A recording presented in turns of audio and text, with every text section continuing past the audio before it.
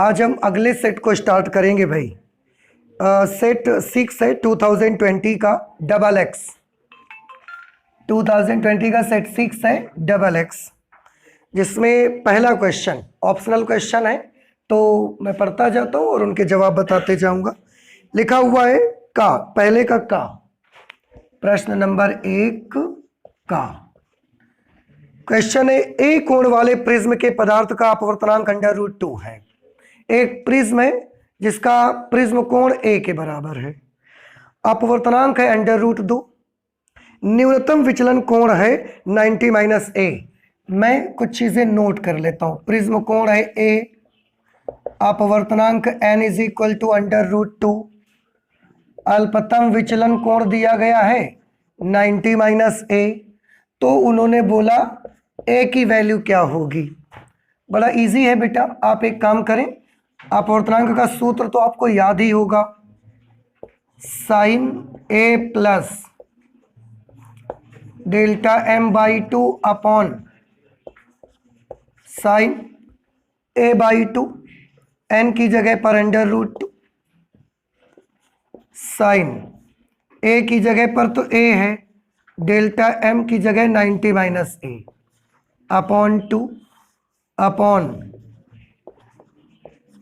sin a/2।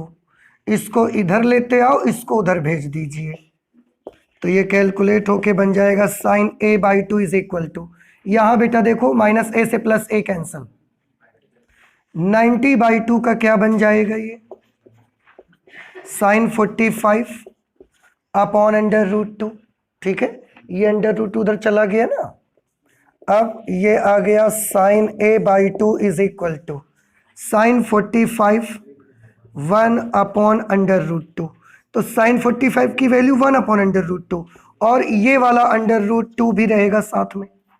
ठीक, इस तरह से sin a/2 की वैल्यू आ गई 1/2, और 1/2 साइन में किसकी वैल्यू होती है, sin 30। तो 1/2 की जगह हम sin 30 लिख सकते हैं। तुलना करेंगे तो a/2 = 30,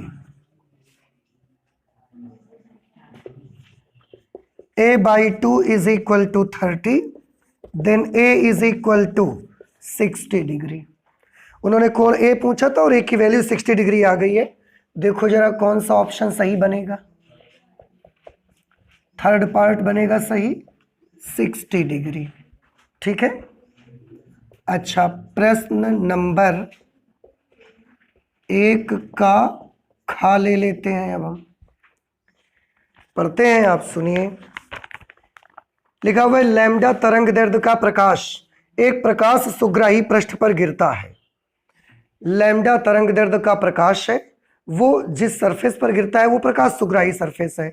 प्रकाश सुग्राही सरफेस का मतलब लाइट पड़ने से उससे इलेक्ट्रॉन निकलने लगेंगे। ठीक है, तो लैम्डा तरंग दैर्ध्य की लाइट है और वो उस प्रकाश सुग्राही पृष्ठ पर गिरती है। सपोज ये एक फोटो सेंसिटिव सरफेस है, इस पर जो लाइट गिरी उसकी तरंग दैर्ध्य लैम्डा है, इसलिए उसकी एनर्जी कितनी होगी, hc/λ, जिसका कार्य फलन hc/λ0 है। और ये जो पृष्ठ है इसका कार्य फलन कितना है, मतलब इतनी एनर्जी मिलने से ही इलेक्ट्रॉन बाहर आएगा। अगर आपतित ऊर्जा इससे कम होगी तो इलेक्ट्रॉन का उत्सर्जन नहीं होगा। तो आपतित ऊर्जा जो होनी चाहिए वो इतनी या इतने से कैसी होनी चाहिए, ज्यादा ही होनी चाहिए, तो ही इलेक्ट्रॉन बाहर आएगा। तो प्रकाश इलेक्ट्रॉन का उत्सर्जन होगा। मैंने क्या बोला कि जो आपतित ऊर्जा होनी चाहिए उसका मान या तो कार्यफलन से ज्यादा हो और या तो कार्यफलन के बराबर हो। अगर ऐसा है तो ही प्रकाश इलेक्ट्रॉन धातु के पृष्ठ से बाहर निकलेंगे, नहीं तो नहीं निकलेंगे। अब अगर इसको सॉल्व करें तो Hc से Hc कैंसल, इसको इधर ले आइए, इसको उधर भेज दीजिए।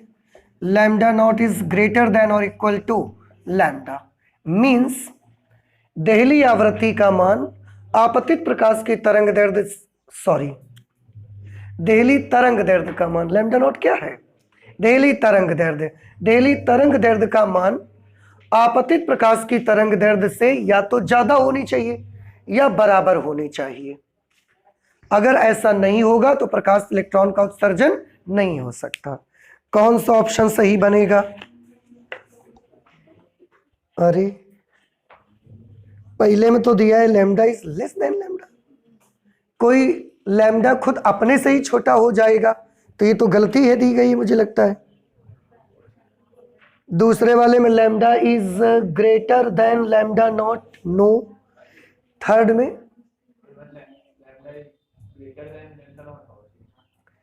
किसमें? देखो ना, ये इधर आ जाएगा, ये उधर चला जाएगा। नहीं समझ आया? लैम्डा नॉट यहां आ गया, lambda naught is greater than और इक्वल टू लैम्डा, तो फिर इनमें से कोई नहीं आंसर आएगा भाई, पहला सही दिया हुआ है। अच्छा, कुल मिला के मैं ये बोल सकता हूं कि इसमें कुछ प्रिंटिंग करने में मिस हो गई है।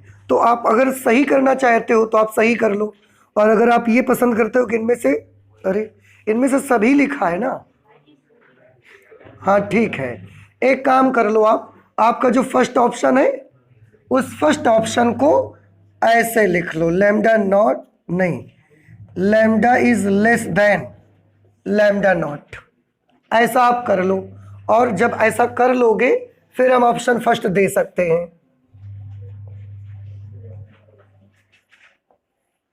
आंसर क्या होगा? फर्स्ट होगा lambda is less than lambda not, ये कंडीशन फॉलो कर जाएगी। ठीक है, तो इस तरह से पहले के खा का फर्स्ट पार्ट सही जवाब हो जाएगा। लेकिन जब आप ऐसा लिख दोगे तो जो दूसरा लैम्डा है उसको नॉट बना दो बस।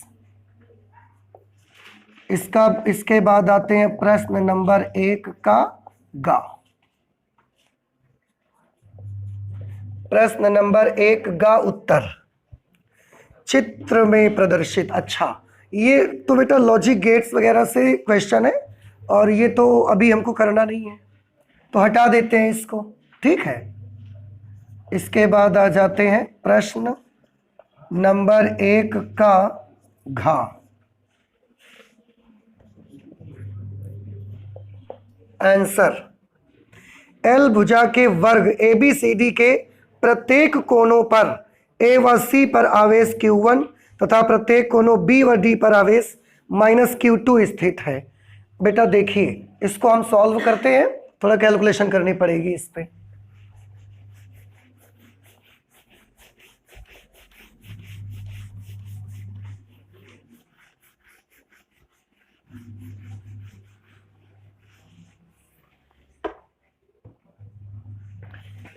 देखिए, क्वेश्चन के मुताबिक L भुजा का एक वर्ग है, यानी कि ये भुजा L, ये भुजा L, ये भी भुजा L और ये भी भुजा L। इसको हम ABCD कर लेते हैं। A और C पर आवेश Q1 है, A पर आवेश Q1 है और C पर आवेश Q1 है।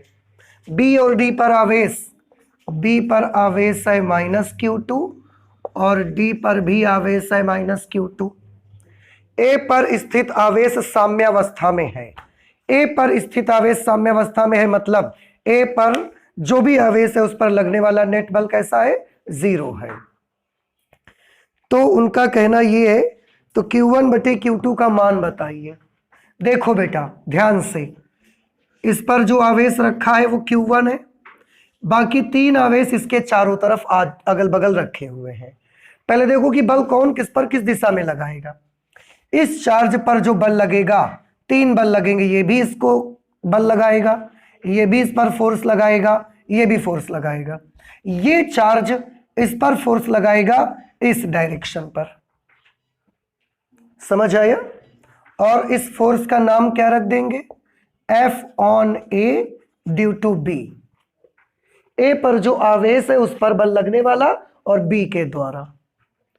ठीक, ये वाला चार्ज भी तो इस पर बल लगाएगा, ये नेगेटिव है ये पॉजिटिव है, तो नेगेटिव पॉजिटिव को अपनी तरफ क्या करेगा, अट्रैक्ट करेगा। तो ये भी इस दिशा में बल लगा के खींचेगा। देखो ये भी नेगेटिव है तो इसको अपनी तरफ खींचेगा, ये नेगेटिव है तो इसको अपनी तरफ खींचेगा। इस फोर्स का नाम बताइए। FAD, F on A by D, A पर लगने वाला D के द्वारा। और ये चार्ज भी तो फोर्स लगाएगा बेटा, ये किस तरफ लगाएगा बताइए। Both are positive charges, force will be repulsion, so the direction of this force will be in this direction. What is the name of this force? Force on A due to C। Direction सहित ये इस तरह से force इस पे लगेंगे। अब ध्यान से देखिए, FAB और FAD अगर इन दोनों का रिजल्टेंट निकालेंगे परिणामी, तो उसकी दिशा क्या होगी, ये डायरेक्शन होगी उसकी, ये FR होगा, किसका, FAB और FAD का रिजल्टेंट। अब देखो इन दोनों का परिणामी, वैसे तो A पर कितने बल लग रहे हैं बताइए, 3 बल लग रहे हैं। कौन कौन से, FAB, FAD और FAC, ठीक है। लेकिन जब इन दोनों का रिजल्टेंट निकालेंगे तो FR इस डायरेक्शन पे आ जाएगा। अब अगर इन दोनों का परिणामी हमने FR निकाल लिया, अब इस पर कितने बल लग रहे हैं, 2। इनका तो रिजल्टेंट पता लगा लिया ना हमने, कौन कौन से 2 लग रहे हैं, FAC और FR, and both are in opposite direction. अगर दोनों अपोजिट डायरेक्शन पे हैं और ये संतुलन में है, इसका मतलब क्या हुआ, इसका मतलब ये वाला बल और FR ये दोनों की वैल्यू कैसी होनी चाहिए, बराबर होनी चाहिए। तो सबसे पहले तो हम क्या निकालेंगे, FAB निकालो, कुछ भी निकालो, FAB निकालो। FAB A पर B के द्वारा लगने वाला बल, इन दो आवेशों के बीच लगने वाले बल का सूत्र क्या होगा, K Q1 Q2 upon distance का square L square. K Coulomb's constant है, आप चाहें तो इसको C नोट कर सकते हैं। बाद में C की वैल्यू सब लोग जानते हैं कितनी होती है, 1/4 पाई एप्सिलॉन नॉट, बाद में हम लिख देंगे एक साथ। इसी तरह से अब आप मुझे बताइए FAD की वैल्यू, ये वेक्टर फॉर्म नहीं ले रहे हैं, ऐसे ले रहे हैं। FAD की वैल्यू बोलिए, C Q1 Q2 upon distance का स्क्वायर L स्क्वायर, ठीक है। अब हम FAB और FAD का परिणामी निकाल लेते हैं। FAB व FAD का परिणामी, FAB व FAD का परिणामी FR is equal to under root, बताइए कैसे परिणामी निकाला जाए, दोनों बल है, दोनों लंबवत है एक दूसरे के साथ, परिणामी कैसे निकालते हैं, जब दो सदिश राशियां परस्पर लंबवत हो तो उनका रिजल्टेंट कैसे निकाला जाएगा, under root A square plus B square, under root square of first quantity plus square of second quantity, FAB square plus FAD square. देखो बेटा दोनों तो क्वांटिटी सेम है, स्क्वायर अगर आप करेंगे C square Q1 square Q2 square upon L square, L square नहीं L to the power 4, ऐसे ही FAD का स्क्वायर करोगे C square Q1 square Q2 square upon L to the power 4। अब इसे और सॉल्व कर लीजिए, FR इज इक्वल टू, दोनों जुड़ जाएंगे और दोगुने हो जाएंगे, फिर ये सारे नंबर बाहर निकल आएंगे, तो ये बनेगा C Q1 Q2 upon L square under root 2, ठीक। ये FR की वैल्यू निकल करके हमको मिल गई। अब FAC निकाल लो, अब FAC कैसे निकालेंगे आप, FAC क्या है, इन दोनों का लगने वाला बल, तो फॉर्मूला क्या लगेगा, C Q1 Q2 Q1 Q2, इस बार दोनों ही Q1 है तो Q1 इंटू Q1 करा जाएगा Q1 स्क्वायर। और उनके बीच की दूरी, अगर किसी वर्ग की भुजा L है तो ये तो विकर्ण है उसका, भुजा अगर L है तो विकर्ण होता है भुजा अंडर रूट 2, याद कर लीजिए। या पाइथागोरस थ्योरम लगा के निकाल भी सकते हैं कि किसी वर्ग का भुजा अगर L है तो उसका विकर्ण की लंबाई होती है भुजा अंडर रूट 2, तो वो विकर्ण बन जाएगा। तो दोनों के बीच का डिस्टेंस कितना है, L अंडर रूट 2, और इसका स्क्वायर करेंगे हम तो ये 2L स्क्वायर। ये पता चला Q1 स्क्वायर कहां से आ गया, पता चला ना, Q1 इंटू Q1, दोनों चार्ज Q1 ही है तो स्क्वायर बन जाएगा। अब क्योंकि A पर रखा आवेश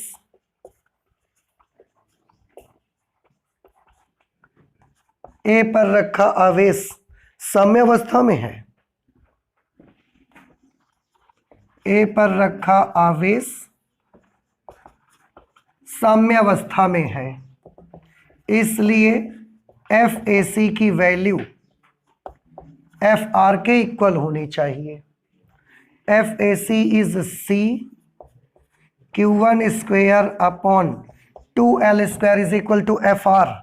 FR की वैल्यू ये आई हुई है C Q1 Q2 upon L square under root 2। L square से L स्क्वायर कैंसिल, C से C कैंसिल, Q1 से एक Q1 कैंसिल हो जाएगा। यहाँ क्या बचा Q1, यहाँ से Q2 ले आइए और यहाँ के 2 को उधर भेज दीजिए, तो Q1 upon Q2 is equal to 2 root 2। अब आप देख लो कौन सा ऑप्शन सही बनेगा। सेकेंड पार्ट सही आ गया, एक के घा का सेकेंड पार्ट, और सेकेंड पार्ट पे क्या है 2 अंडर रूट 2।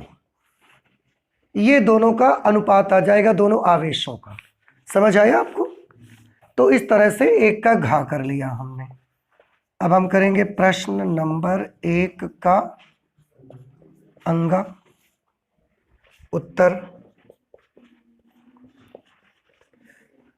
इसमें लिखा है 100 मेगाहर्ट्ज आवृत्ति की एक समतल वैद्युत चुंबकीय तरंग, यहीं पर इसको भी मैं कैलकुलेट करके आपको दिखा दूंगा। 100 मेगाहर्ट्ज आवृत्ति की एक समतल विद्युत चुंबकीय तरंग निर्वात में एक्स अक्ष की धन दिशा की ओर जा रही है। यह एक्स अक्ष की धन दिशा है। अच्छा, ओ अंगा नंबर पे ये नहीं है भाई। आर त्रिज्या की 2 संकेंद्री वृत्ताकार कुंडली, चलो अच्छा पहले उसको कर लेते हैं। आर त्रिज्या की 2 संकेंद्री वृत्ताकार कुंडली परस्पर लंबवत रखी हुई है। एक कुंडली ऐसी रखी हुई है, संकेंद्री भी है लंबवत भी है, और एक ऐसे रखी है। तो दोनों का केंद्र एक ही जगह पर है और लंबवत भी है। एक कॉइल ऐसे है तो एक कॉइल ऐसे रखी हुई है, दोनों का सेंटर एक ही जगह पर पड़ रहा है। आगे, दोनों में एक समान धारा I प्रवाहित करने पर दोनों में सेम करंट फ्लो हो रही है I। परिणामी चुंबकीय आघूर्ण क्या होगा? देखो दोनों परस्पर कैसी रखी हैं, लंबवत, तो दोनों के चुंबकीय आघूर्ण की दिशाएं भी कैसी होंगी, लंबवत। आपको याद होगा चुंबकीय द्विध्रुव आघूर्ण का सूत्र क्या होता है, I इंटू ए, याद आ रहा है? अगर n फेरे होते तो NI। इस कुंडली का चुंबकीय द्विध्रुव आघूर्ण कितना होगा, इस कुंडली का चुंबकीय द्विध्रुव आघूर्ण भी होगा I इंटू ए। अब दोनों परस्पर लंबवत है तो इनका परिणामी कैसे निकालेंगे आप? परिणामी अभी आपने करा है कि जब 2 सदिश राशियां परस्पर लंबवत होती हैं तो परिणामी निकालने के लिए under root A square plus, तो इसमें लगा देंगे under root m1 square plus under root m2 square,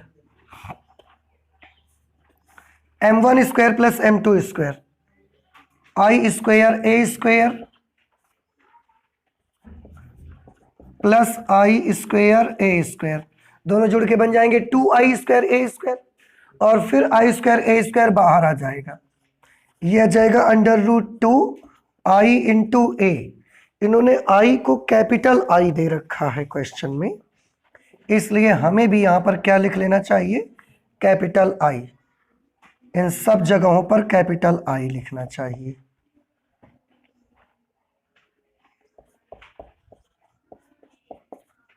ऐसे इतना बन गया। अब ए क्या है, वृत्ताकार कुंडली का क्षेत्रफल। उन्होंने त्रिज्या वृत्ताकार कुंडली की कितनी दी है, कैपिटल R।